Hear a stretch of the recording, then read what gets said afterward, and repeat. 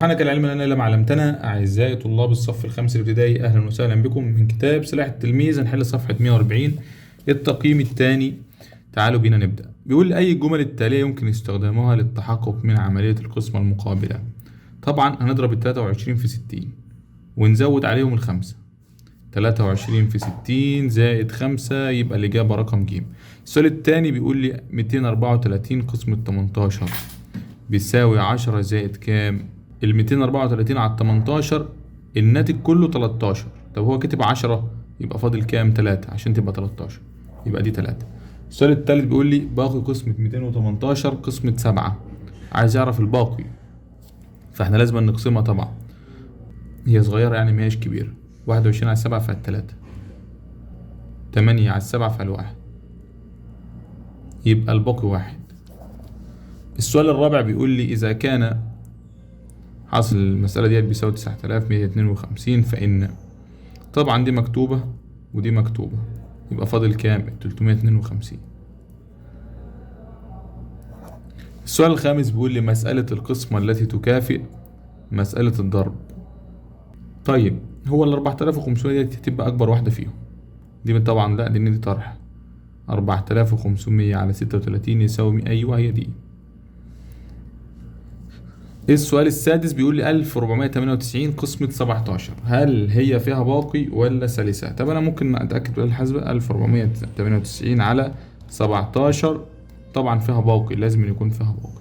نجرب بقى. هنقسم 1498 على 17. هنجرب ال 14 على 17 طبعا ما تنفعش، هنخليها 3 أرقام 149 وهنجرب التمانية. 7 في 8 56، 6 معانا الخمسة، الواحد في 8 ب8، 8 و5 13. حلو، نطرح 3 1، إيه اللي هينزل؟ التمانية.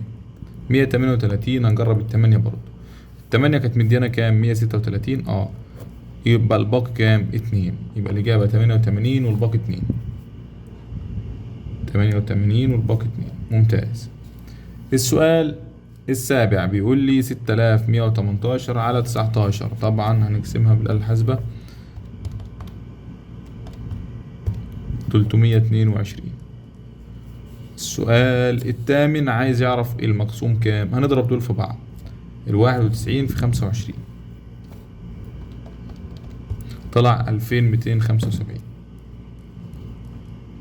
السؤال التاسع بيقول لي يسافر 784 راكبا بالأتوبيس ويسع كل أتوبيس 49 راكب، فإن عدد الأتوبيسات. هنقسم 784 على 49،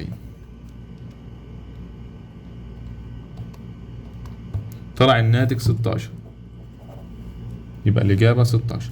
السؤال العاشر بيقول لي اشترى أيمن كتبا بمبلغ 3750 وكان ثمن الكتاب 30، فإذا كان ثمن الكتاب موحدا فما عدد الكتب؟ برضه هنقسم 3750 قسم 30. أنا ممكن تشيل صفر مع صفر وتقسم على 3 على طول.